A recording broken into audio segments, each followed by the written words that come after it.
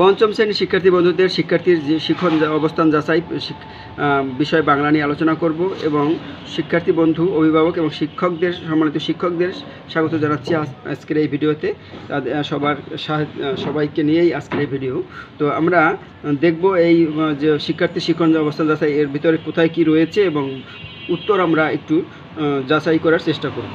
এটা কিন্তু শিক্ষার্থীদেরও কাজে লাগবে। তারা কিন্তু ভবিষ্যতে এই যে জুলাই মাসে তাদের যে মূল্যায়ন হবে সেখানে কিন্তু এই প্রশ্ন তারা সম্মুখীন হবে। সুতরাং এই প্রশ্নটি সম্পর্কে তাদের ভালো ধারণা থাকলে তারা কিন্তু সেক্ষেত্রে একটি ভালো প্রস্তুতি নিতে পারবে। এখানে দেওয়া রয়েছে বরেণ্য।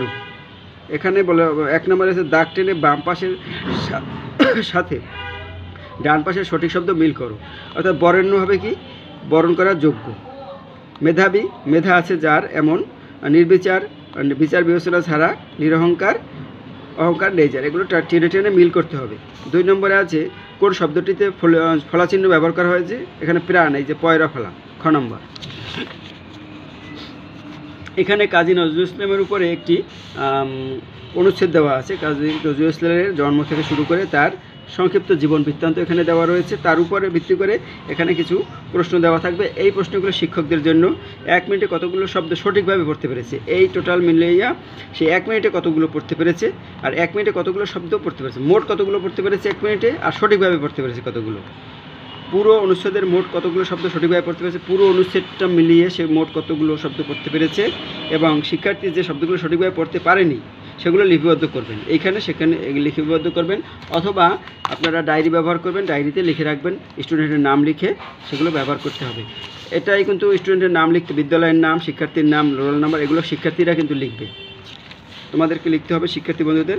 তারপরে এখানে কিছু প্রশ্ন দেওয়া আছে, প্রশ্নগুলো দেখো। কাজী নজরুল ইসলামের লিখিত একটি কাব্যগ্রন্থের নাম লেখো।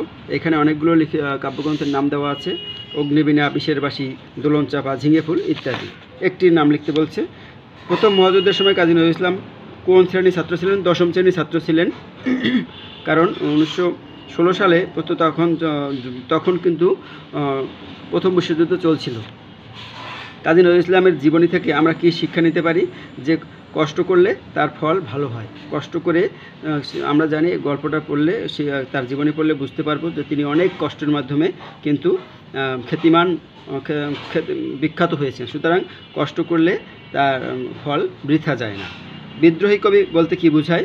এখানে বিদ্রোহী কবি বলতে সকল অন্যায়, অবিচার, অত্যাচারের বিরুদ্ধে যিনি কবিতা লেখেন বা কলম ধরেন তাকেই আমরা বিদ্রোহী কবি বলতে পারি। তারপরে এখানে কিছু সংক্ষিপ্ত কোন বাক্যটিকে চলিত রূপ ব্যবহৃত হয়েছে? এখানে হবে সে পড়ছে, এটাই সংক্ষিপ্ত চলিত রূপ ব্যবহার করা হয়েছে। কোন বাক্যটি সঠিক বাক্য?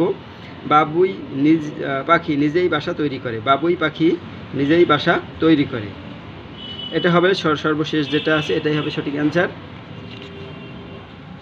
তারপরে 6 নম্বরে কোনটিতে সঠিকভাবে বিরামচিহ্ন ব্যবহার করা হয়েছে?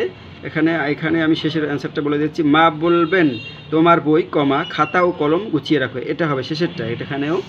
আর দ্রুত এর বিপরীত শব্দ কোনটি? ধীর। আরগুলো আর বললাম না। এইখানে 8 নম্বরে এইখানে একটা কি থাকবে? চিঠি দেওয়া আছে। এই থেকে শুরু এই পর্যন্ত একটা বন্ধুর কাছে চিঠি লিখেছে। সেই চিঠিটা ভালো করে পড়তে হবে শিক্ষার্থী বন্ধুদের। চিঠিতে কি আছে সেটা তোমরা দেখে নাও। এই চিঠিটা সুন্দর করে পড়তে হবে। তারপরে চিঠির আলোকে এখানে কিছু প্রশ্ন দেওয়া থাকবে। গাছ কীভাবে পরিবেশের ভারসাম্য বজায় রাখে? গাছ আমাদের অক্সিজেন সরবরাহ করে এবং কার্বন ডাইঅক্সাইড পাতার মাধ্যমে গ্রহণ করে পরিবেশের ভারসাম্য বজায় রাখে। গাছ কি দিয়ে মাটি ক্ষয়রোধ করে? শিকড় দিয়ে। গাছ কিসের মাধ্যমে কার্বন ডাইঅক্সাইড গ্রহণ করে? পাতার মাধ্যমে। বৃক্ষরোপণ করা প্রয়োজন কেন? কারণ পরিবেশের ভারসাম্য বজায় রাখার জন্য বৃক্ষরোপণ করা উচিত। 59টির মূল তাৎপর্য কী? 59টির মূল তাৎপর্য হলো যে গাছ লাগানো পরিবেশের জন্য অবশ্যই অপরিহার্য, এবং গাছ আমাদের পরিবেশের বন্ধু। তাই পরিবেশের ভারসাম্য বজায় রাখতে হলে আমাদের গাছ লাগাতে হবে। তো ধন্যবাদ বন্ধুরা, আশা করি কিছুটা উপকার আসবে।